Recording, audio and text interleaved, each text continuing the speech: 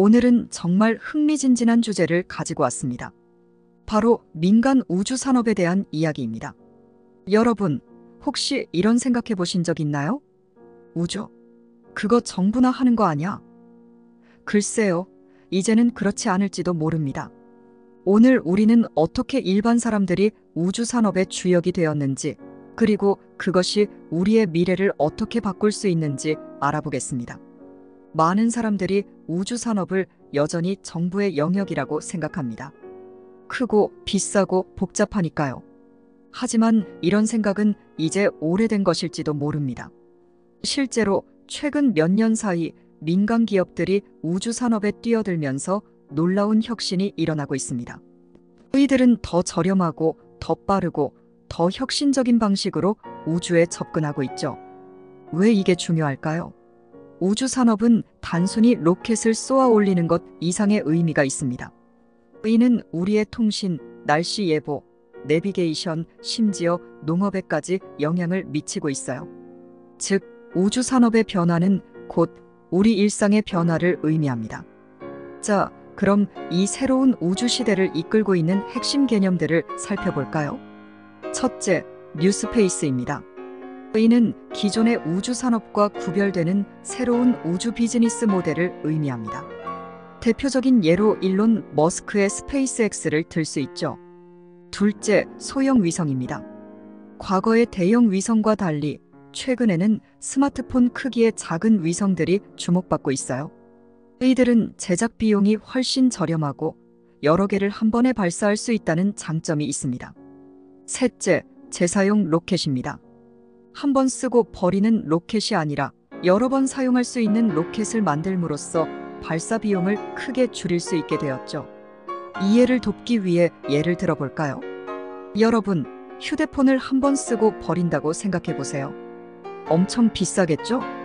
우주 산업도 마찬가지예요.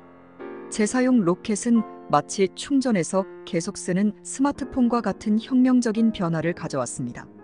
자, 여기서 많은 분들이 가질 수 있는 오해 하나를 짚고 넘어가 볼까요?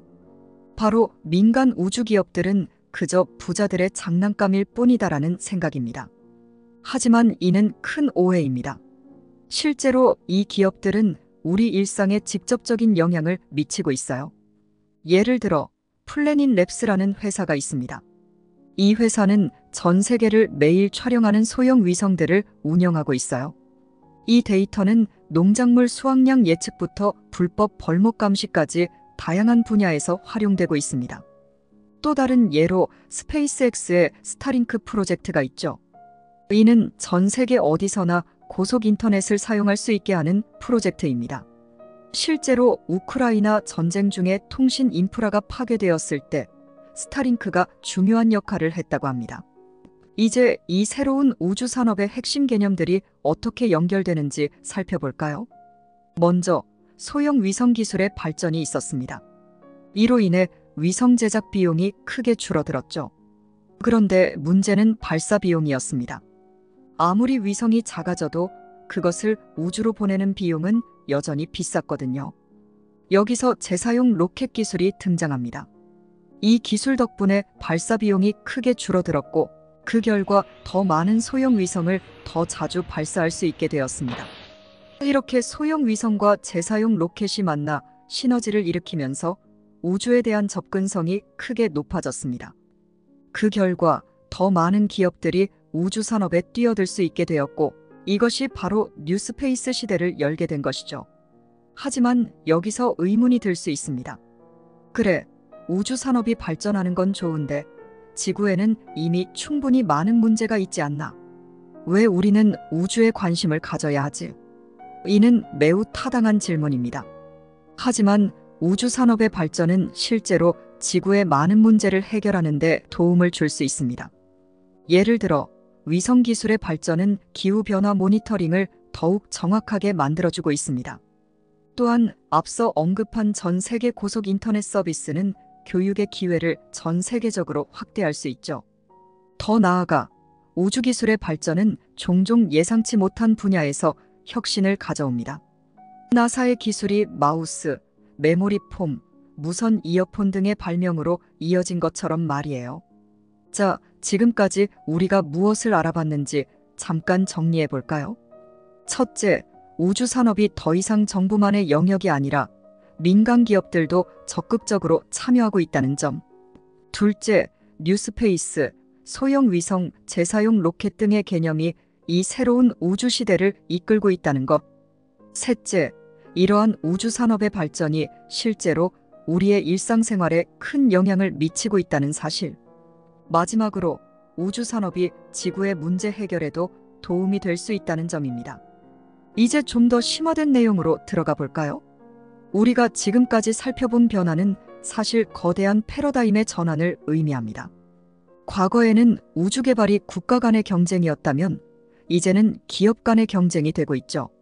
이런 변화의 중심에는 레인보우 맨션이라는 흥미로운 장소가 있었습니다. 이곳은 실리콘밸리에 위치한 일종의 기숙사였는데 우주에 관심 있는 젊은 엔지니어들이 모여 살며 아이디어를 나누고 새로운 기술을 개발했습니다. 이곳에서 시작된 기업 중 하나가 바로 플래닛 랩스입니다. 이 회사는 스마트폰 기술을 이용해 소형 위성을 만들었고 지금은 매일 전 세계를 촬영하는 위성 군단을 운영하고 있죠. 또 다른 예로 로켓랩이라는 회사가 있습니다. 이 회사는 소형 로켓을 개발해 더 자주, 더 저렴하게 위성을 발사할 수 있게 만들었습니다. 이런 기업들의 성공은 우주 산업의 새로운 가능성을 보여줍니다. 과거에는 상상도 할 수 없었던 방식으로 우주에 접근하고 있는 거죠. 하지만 여기서 끝이 아닙니다. 이런 변화는 더 큰 변화를 예고합니다. 예를 들어 우주 관광이 현실화되고 있고 소행성 채굴에 대한 논의도 진지하게 이루어지고 있습니다. 심지어 화성 칼로니제이션에 대한 계획도 나오고 있죠. 이런 변화들이 우리 사회에 어떤 영향을 미칠까요? 새로운 일자리가 생기고 새로운 산업이 등장할 것입니다. 하지만 동시에 새로운 윤리적, 법적 문제들도 제기될 것입니다. 우주의 자원은 누구의 것인가? 우주에서의 국가 간 분쟁은 어떻게 해결해야 하는가? 등의 질문들이 중요해질 거예요. 그렇다면 이런 변화 속에서 우리는 어떻게 대응해야 할까요? 첫째, 우주 산업에 대한 관심과 이해를 높이는 것이 중요합니다. 뉴스나 다큐멘터리를 통해 최신 동향을 파악하고 관련 분야의 책을 읽어보는 것도 좋겠죠. 둘째, 교육의 방향을 바꿀 필요가 있습니다. 과학, 기술, 공학, 수학 교육의 중요성이 더욱 커질 것입니다. 학생들에게 우주 관련 프로젝트나 경진대회 참여를 권장하는 것도 좋은 방법이 될 수 있어요. 셋째, 투자의 관점에서 우주 산업을 바라볼 수 있습니다. 우주 관련 기업들의 주식이나 ETF에 투자하는 것을 고려해 볼 수 있겠죠. 물론 이는 개인의 투자 성향과 리스크 감수 능력에 따라 신중히 결정해야 합니다. 마지막으로 우주 산업이 제공하는 서비스를 적극적으로 활용해 보는 것도 좋습니다. 예를 들어 위성 이미지를 이용한 농업이나 환경 모니터링 서비스 등을 자신의 분야에 적용해 볼 수 있겠죠. 자, 이제 우리의 여정이 끝나가고 있네요. 오늘 우리는 민간 우주 산업의 발전과 그것이 우리 삶에 미치는 영향에 대해 알아보았습니다. 우리가 꼭 기억해야 할 것은 우주 산업의 발전이 단순히 로켓을 쏘아 올리는 것 이상의 의미를 가진다는 점입니다.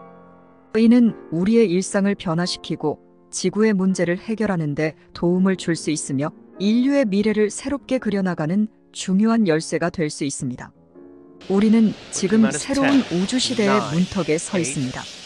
이 시대는 도전과 기회로 가득합니다. 우리가 이 변화를 어떻게 받아들이고 활용하느냐에 따라 우리의 미래가 달라질 것입니다. 여러분도 이 흥미진진한 변화의 한 부분이 되어보는 건 어떨까요? 우주를 향한 인류의 도전에 여러분만의 방식으로 동참해보세요. 그 첫걸음이 바로 오늘 이 영상을 시청한 것일지도 모릅니다.